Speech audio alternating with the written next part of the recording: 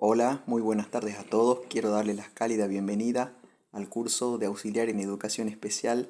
Mi nombre es Martín Nicolás Prince. Bueno, para comenzar vamos a introducirnos de a poco en lo que es la educación especial y su historia. Vamos a ver a partir de la Edad Media hasta la Edad Contemporánea todos los sucesos que se acontecieron con respecto a la discapacidad, en los avances que hubieron hasta el día de hoy. Bien, vamos a comenzar, como dije, por la etapa de la historia de la Edad Media, que se extiende desde el Imperio Romano Occidente en el año 476 hasta la toma de Constantinopla por los otomanos en 1453. Bueno, esta se caracterizaba por la influencia del cristianismo en todos los aspectos de una vida política, social, económica y cultural, surgido como movimiento de renovación del judaísmo durante el Imperio Romano. El cristianismo fue primer momento una religión de quienes carecían de privilegios, ya sean esclavos, mujeres, personas con discapacidad. Por lo tanto, las obras benéficas que realizaban eran fundamentales para su capacidad de atracción y supervivencia en una época de persecución por parte de las autoridades, quiere decir, de los imperiales que llevaban el mando.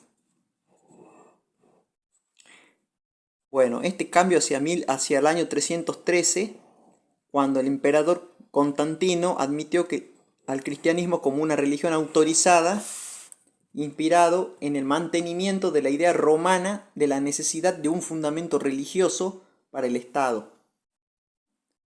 Más tarde, Teodosio la declaró la religión oficial del imperio. Bueno, hasta acá quiero remarcar algo que es importante. Lo que refiero con todo esto es que la discapacidad era controlada por el imperio. Ellos, digamos que tenían a las personas con discapacidad bajo su dominio. Entonces las personas con discapacidad, en estos años, los condenaban al infanticidio, al homicidio, solamente por tener una deformidad, por ser, entre comillas, anormales, o tener defectos. Por eso que se dice que eran víctimas del rechazo, eran víctimas de una persecución. Bueno, entonces, ¿pero quién eran los religiosos los que los perseguían, los que los sacrificaban? También se hacían exorcismos, porque por ahí consideraban que tenían como un demonio adentro, que eran unos locos, unos herejes, brujas, los consideraban delincuentes también.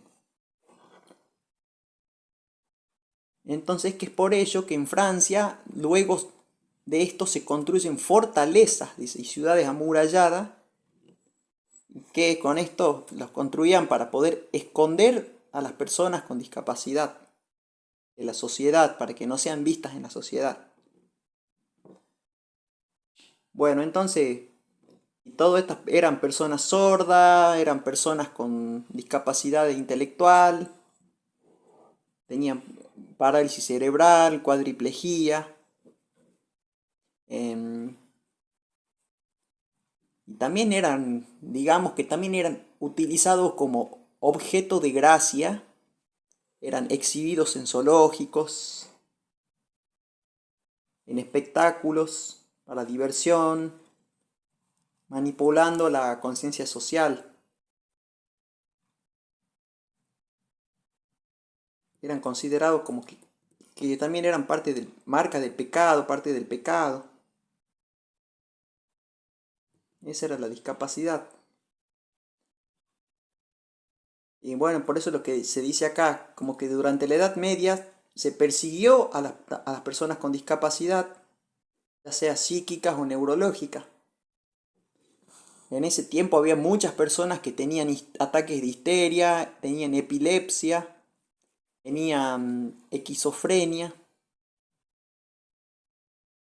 y eran consideradas poseídas como por el demonio, como dije, a los que habían que practicar el exorcismo. Y bueno, y eran sacrificados a la hoguera. Usted sabe, se sabe bien que la esquizofrenia, la epilepsia y la histeria son patologías que desencadenan en un ataque. Por ejemplo, la esquizofrenia en alucinaciones. Entonces, por ello que en esa época los consideraban como que estaban endemoniados, embrujados, que eran víctimas del demonio. Pero dice que también las personas con discapacidad fueron consideradas un pretexto enviado por Dios para que los normales, entre comillas, pudieran expiar la culpa por sus pecados a través de realizar obras benéficas. Pasaron de ser fenómenos que habían que ocultar y exhibir para diversión a disciplinamiento social, a ser personas minusválidas, o sea, de menor valor, a los que había que atender debido a la incapacidad que le atribuían para cuidar de sí mismas. Se multiplicaron el número de personas con discapacidad como consecuencia de las cruzadas en Medio Oriente, la guerra contra los reinos árabes en la península ibérica y las invasiones nórdicas, y de las innumerables epidemias que azotaron el continente europeo. Entonces se crearon como consecuencia de esto instituciones asilos a cargo de religiosos, ¿no? Como había mencionado.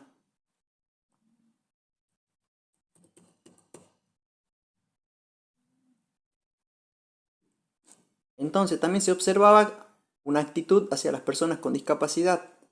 A menudo decían que los padres cedían las propiedades de sus hijos tras obligarles a firmar un contrato de compensación, dice, que evitaba que fueran echados de su propiedad. Así los hijos debían ocuparse de sus padres mayores que solían tener discapacidades físicas o sensoriales como consecuencia de su edad.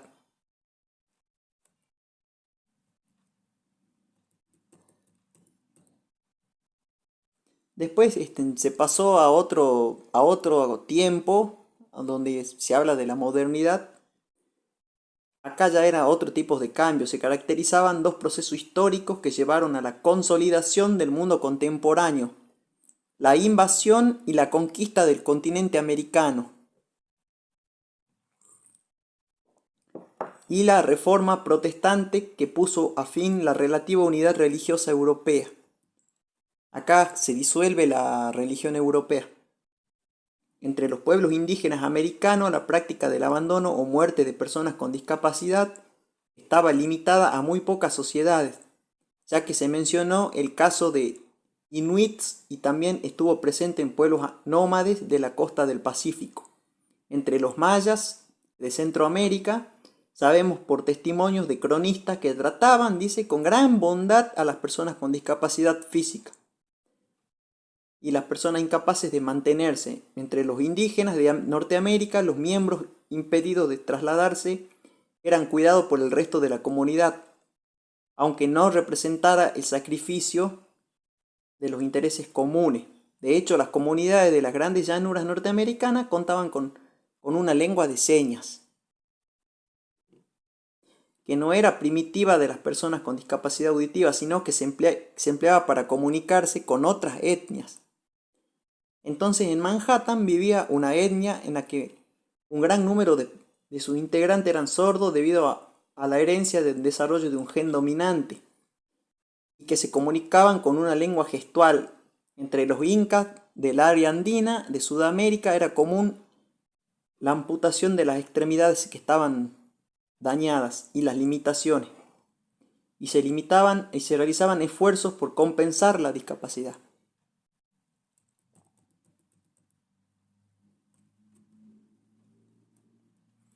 Entonces, con la llegada de los españoles a las islas del Caribe en el año 1492, comenzó una etapa de conquista del continente en la que participaron las principales potencias europeas: Portugal, Inglaterra, Holanda, Francia y Dinamarca.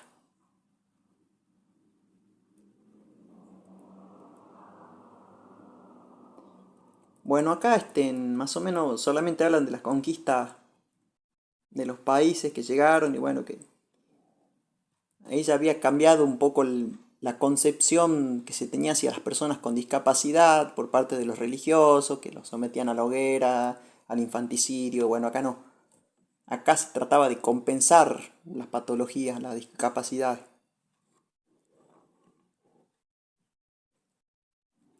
Bueno, dice, por otra parte, quienes padecían trastornos psíquicos denominados imbéciles, dementes, débiles mentales o locos, eran recluidos en asilos o manicomios sin recibir ningún tipo de atención médica.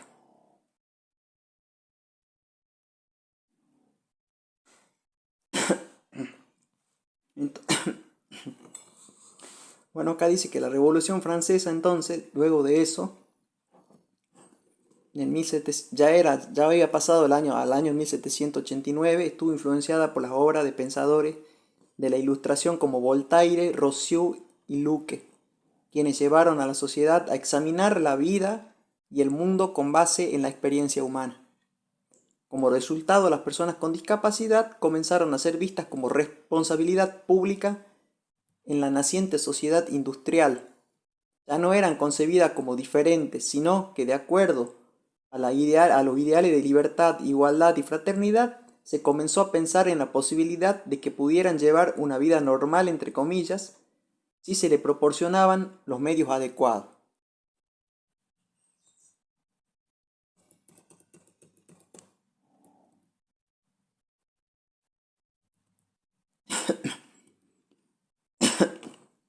Bueno, acá vamos a hablar un poco de lo que es la discapacidad en la sociedad industrial. Como lo había mencionado anteriormente, se produce en la región de Inglaterra, como en el caso de Manchester. Un aceleramiento del crecimiento económico. Este proceso quedaría a llamarse la revolución industrial. No implicaba solo cambios cuantitativos en torno a la producción, sino también cualitativos en el sentido en que se realizaban en el marco de una economía capitalista. Por un lado, se liberaba a la mano de obra de destruir la forma de autoabastecimiento de la economía campesina, por lo cual los sectores despojados debían emplearse como asalariados a fin de obtener ingresos monetarios que les permitieran adquirir bienes de consumo en el mercado.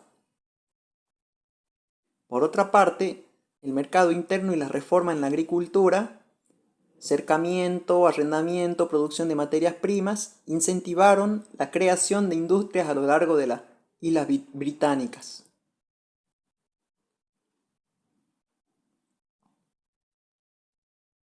Dice más adelante, cita un reporte de Power, donde se puede realmente afirmar que el sistema de manufactureo ha provocado en Bradford una multitud de lisiados, dice, entre comillas, y que los efectos físicos de una labor muy prolongada no se manifiestan solamente bajo el aspecto de deformaciones verdaderas, sino de manera mucho más general, por la paralización del crecimiento y el debilitamiento de los músculos y la endeblez.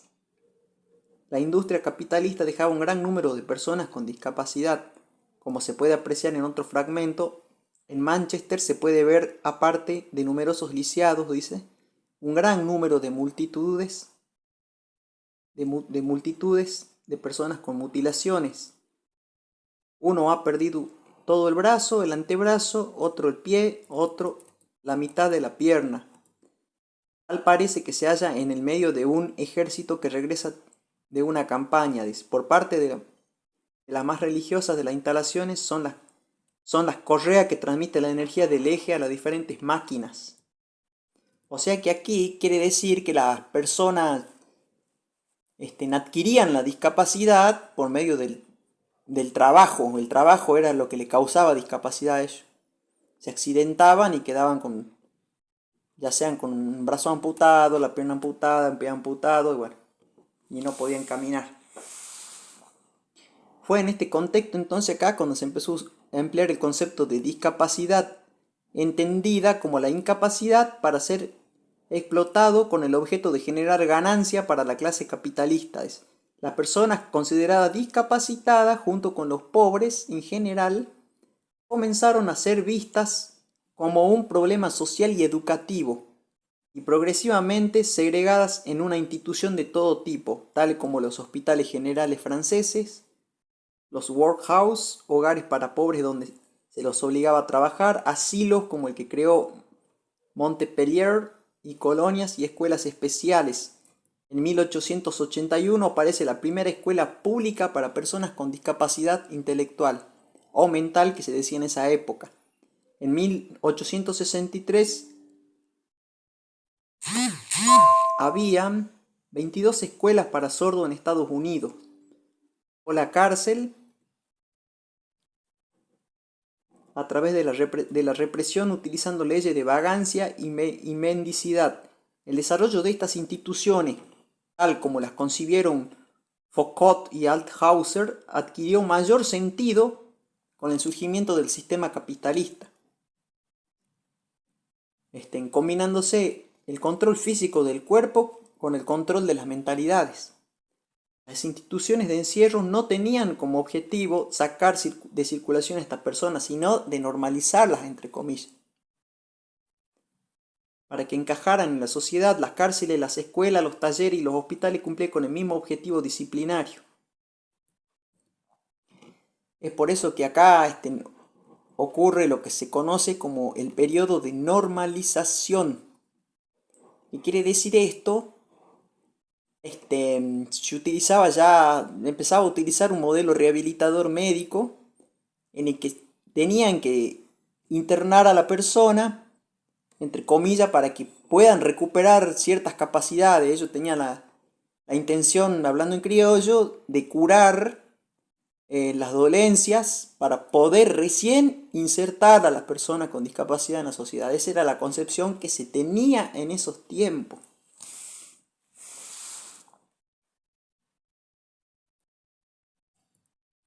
Eso es lo que sucedía durante la Revolución Industrial, lo que se conoce como la Revolución Industrial.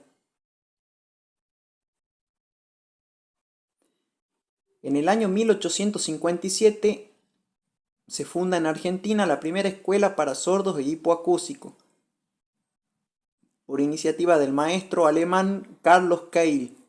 En la década 1880 se crea el Instituto Nacional de Sordomudos y en el año 1887 el pedagogo español Jorge Lorenzo y González comenzó a educar a un grupo de niños ciegos del asilo de huérfanos. En el Imperio Alemán también comenzó la atención por parte del Estado a aquellos obreros en situación de discapacidad como consecuencia de las situaciones laborales a partir de las leyes de accidentes de trabajo, enfermedades, jubilación y defunción, impulsada por el canciller Otto von Bismarck. Pero estos pequeños avances no afectaron la situación de discriminación y marginación, todavía continuaban con eso, que sufrieron las personas con discapacidad a lo largo del siglo XIX.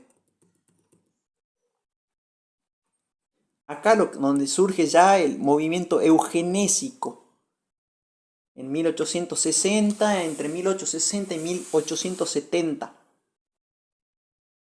Surgieron el movimiento eugenésico, sus ideas fueron sistematizadas por Francis Galton basándose en la obra de Charles Darwin. Tenían dos ideales ellos, que la inteligencia era un factor determinante porque la persona podía destacarse en un determinado campo. La otra era que la inteligencia era hereditaria, aunque no explicaba el mecanismo por el cual se heredaba.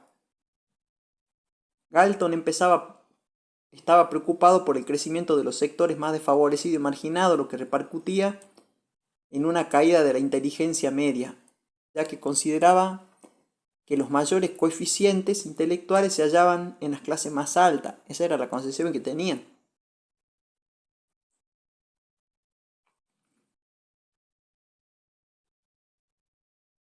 Bueno, entonces, luego se crearon institutos eugenésicos en todo el mundo. de diversos estados aplicando política eugenésica de dos tipos, las positivas y las negativas. Las positivas eran las que fomentaban una unión de reproducción favorable en el perfeccionamiento de la especie mediante la selección y asociación.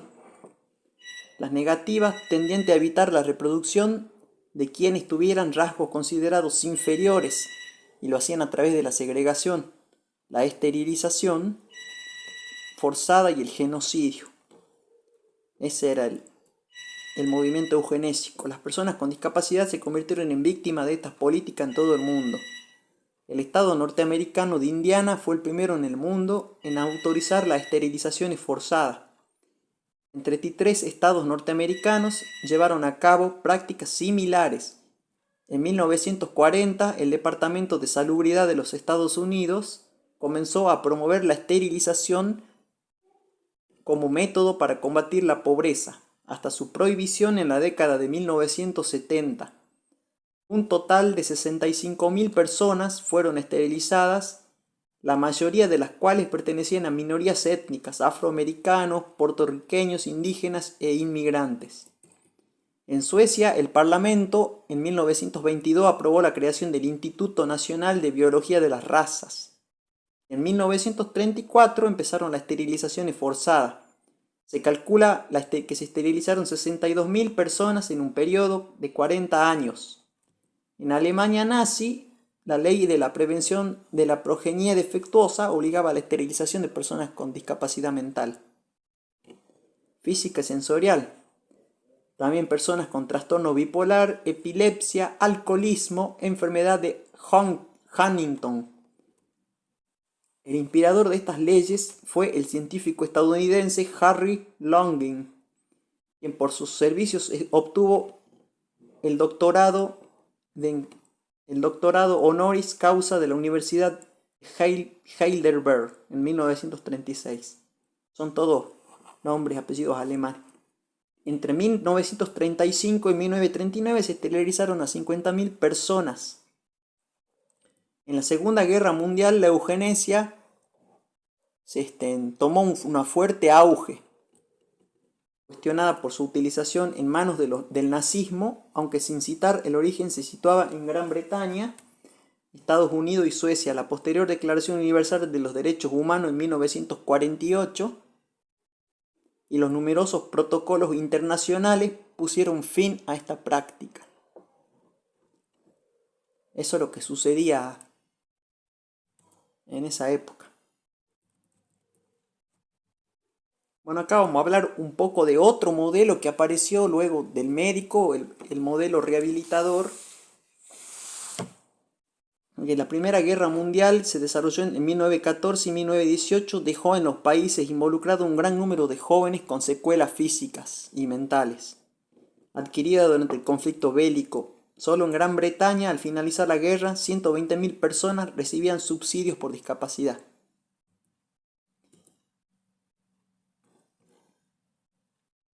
En Argentina ya se veían aplicando terapias de rehabilitación para personas débiles y con patologías innatas o adquiridas desde 1910, basado en políticas de eugenesia positivas e ideadas landmarkianas de heredabilidad de los caracteres adquiridos, lo que hacía necesario modificar las condiciones físicas y mentales que querían eliminar en la siguiente generación.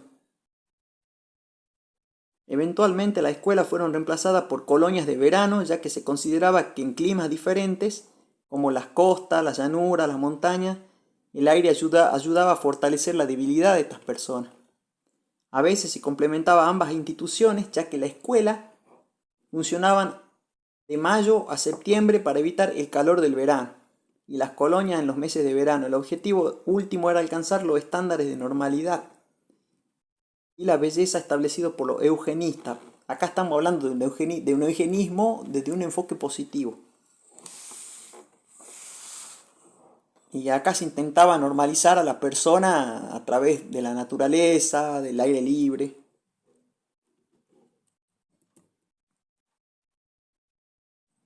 Entonces el experimento, ahora vamos a volver a hablar del experimento de Northfield, que buscaba crear una comunidad terapéutica en el cual el hospital no sería usado como organización dirigida por médicos según sus intereses, sino como una comunidad de participación plena de todos los individuos en la vida diaria, con el objetivo de rehabilitar a los individuos neuróticos para la vida en sociedad común. Sintéticamente, acá para no extenderme tanto, porque es mucha historia, este modelo implicaba rehabilitar a las personas en diferentes instituciones, en Argentina o en otra parte del mundo, ya sea en iglesias, sean conventos, hospitales, hospicios, rehabilitarlos desde una eugenesia positiva.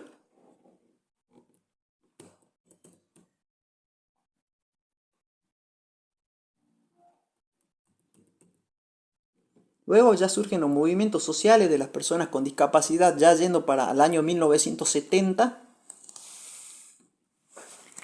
donde las personas con discapacidad ya querían luchar por sus derechos, por lo que les correspondía, salían a hacer manifestaciones con causas justas, querían ser oídos por el gobierno para poder obtener lo que necesitaban.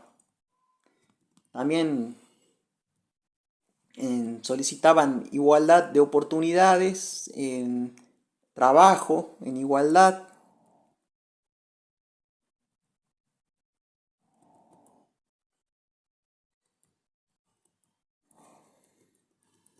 Y después, hasta mucho más tarde, surge el nacimiento del modelo social de la discapacidad, que postula la discapacidad que no es un atributo de la persona. Acá ya no se considera lo físico, el aspecto físico, la patología que tiene la persona, los síntomas, no. Acá se tiene en cuenta las barreras que la sociedad le impone a la persona. Y eso es lo que discapacita, entre comillas, a la persona. Porque no puede vivir en igualdad de oportunidades, interactuar, acceder al trabajo, no puede acceder al medio de transporte. Acá se tiene en cuenta, se elimina todo lo que es el modelo biomédico. Acá se tienen en cuenta solamente las barreras, recuerden, ¿no? Y que solamente al eliminar las barreras se puede volver a recuperar, o sea, no recuperar, volver a tener una vida normal. Porque la idea es esa, es eliminar barreras, por ejemplo, escaleras, los edificios que tengan diseños universales, que tengan salvaescaleras, los ómnibus que sean adaptados, las rampas de las calles, de las veredas, de las sendas peatonales deben tener las medidas precisas, las medidas obligatorias que corresponden para evitar accidentes. Pero eso no lo vamos a ver muy profundo acá. Eso será en otros módulos.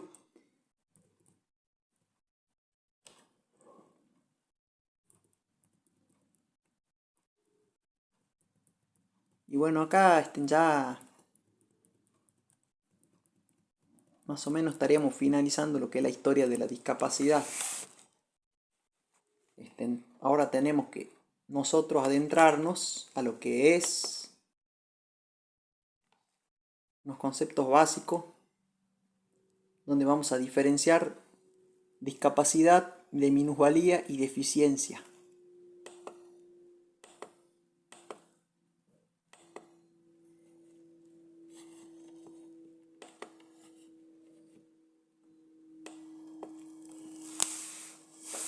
Bueno, se dice que la deficiencia es toda pérdida o anormalidad de la estructura o de una función psicológica, anatómica, en donde supone un trastorno orgánico. ¿Qué quiere decir esto? Que se manifiesta objetivamente en la vida diaria. Se relaciona con un déficit. Déficit quiere decir falta de algo, quiere decir déficit. Por ejemplo, tenemos distintos tipos de deficiencia: física, sensorial, intelectual. Hablamos cuando sucede físico, puede ser un derrame cerebral, cuando hablamos de algo psíquico, de un trastorno bipolar, una esquizofrenia, el autismo, una depresión, estamos hablando de deficiencias psíquicas. También hablamos de ceguera y sordera cuando se tiene algún trastorno sensorial, intelectual o mental. Es un término utilizado cuando una persona no tiene la capacidad de aprender a niveles deseados o esperados. Por ejemplo, si tiene síndrome de Down, por ejemplo. Estos tipos de deficiencias que yo le acabo de nombrar son los que conllevan a una discapacidad.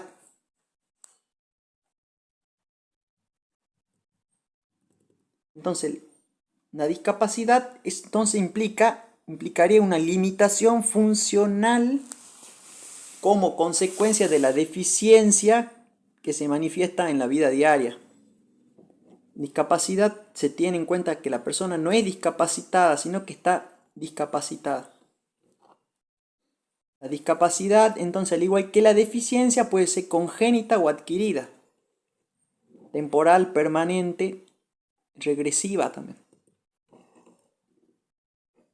Entonces, las discapacidades se pueden originar en 3 troncos principales de movilidad o de desplazamiento, de relación o conducta y comunicación. En la actualidad se está redefiniendo el término discapacidad como falta de adecuación entre la persona y el entorno, es lo que le estaba diciendo, más que una consecuencia de la deficiencia de las personas.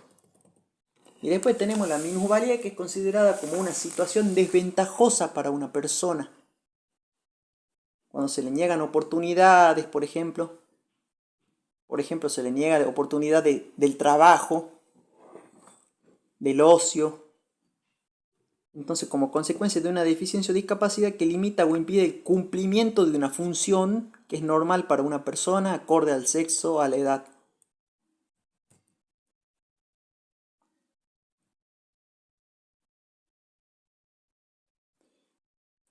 Por ejemplo, una persona que tiene problemas visuales como una miopía es una deficiencia. Por ejemplo, una persona que tiene esquizofrenia tiene problemas en la conducta. ¿Qué le va a traer como problema? Que se integre, que se acople en la sociedad. Entonces es una minusvalía. Va a tener problemas para integrarse, para adaptarse o incluirse en un determinado contexto. Y ahí estamos hablando de una minusvalía.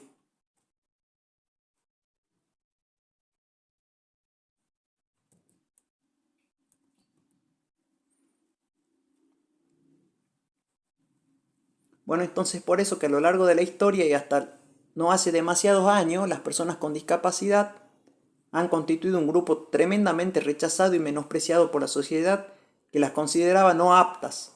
Sin embargo, hoy en día somos más conscientes de todas estas limitaciones y han surgido métodos, técnicas y dispositivos que pueden facilitar a este tipo de personas su integración en la sociedad y, por qué no, hasta su inclusión. Los apoyos que pueden prestarse a las personas con alguna discapacidad son variados. Pueden ir desde un apoyo individual hasta el apoyo ofrecido por varias personas que trabajan en equipo, es decir, un equipo interdisciplinario. Pueden haber ajustes razonables también, personales, por ejemplo, una persona que tiene discapacidad intelectual, que tiene dificultades en las operaciones de abstracción, se le hace una programación de aula, ajustes razonables propiamente dicho, digamos, en donde se modifican uno o varios elementos del currículo. A personas con discapacidad motriz se le hace un ajuste razonable de acceso, en donde se va a tener en cuenta la tiflotecnia, se va a tener en cuenta que se adapten en su problemática, con rampas, con sanitarios adecuados, en el caso de no contar con ascensor, de hacer una modificación de bajar el aula para el estudiante, si le toca planta alta en caso, igual, y muchas cosas más. transporte gratuito también no, pero el transporte gratuito adaptado, ¿por qué no? Es algo a lo que todavía aún no llegamos y que la sociedad está un poco atrasada. Bueno, eso sería la diferencia entre discapacidad, minusvalía y deficiencia. Después estamos hablando vamos a hablar de lo que es el bienestar y la salud mental de las personas con discapacidad. Esto es algo cortito, que se sostiene que la salud mental y el bienestar general son importantes para todas las personas. La salud mental tiene que ver con la manera en que pensamos, sentimos, actuamos y enfrentamos la vida. Las personas que tienen que sentirse bien con respecto a su vida y valorarse serían las personas con discapacidad. Todas las personas incluidas con discapacidades pueden sentirse aisladas de los demás o tener baja autoestima. Pueden estar deprimidas. Hay diferentes formas de tratar la depresión. Hacer ejercicio puede ser eficaz para algunas personas. También tomar aire, salir de ocio, tener amigos, un trabajo, hacer lo que a uno le gusta. Eso también hace al bienestar, a la emoción, a la salud mental. También que tenga acceso a la psicología, a los medicamentos, a las terapias. Todas las personas se sienten preocupadas, angustiadas, tristes o estresadas algunas veces. Si estos estados de ánimo no desaparecen, afectan su estado de vida y deberían hablar con otras personas sobre lo que se siente, ya sea es decir con un profesional de la salud mental.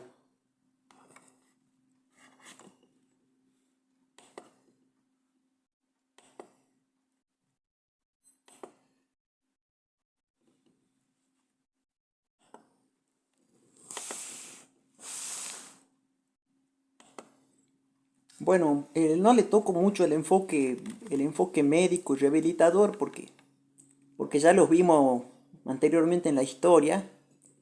Lo que sí les quiero remarcar a continuación se sabrán preguntar cuál es el rol que ustedes, los auxiliares de la educación especial, cumplirían en luego de recibirse del curso, de cursar. Bien.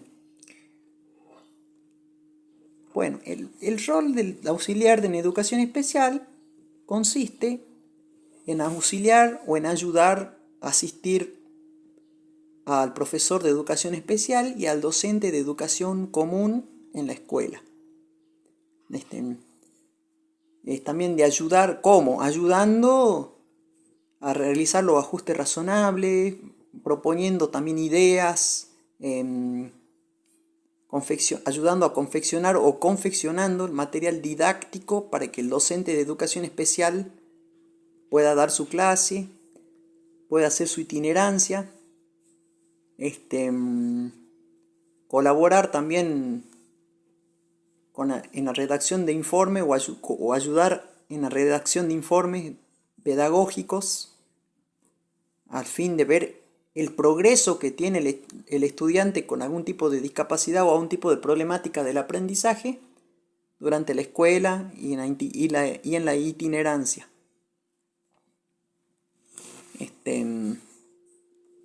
Otro de los roles fundamentales que cumple es también informar a los padres del niño sobre la situación del mismo.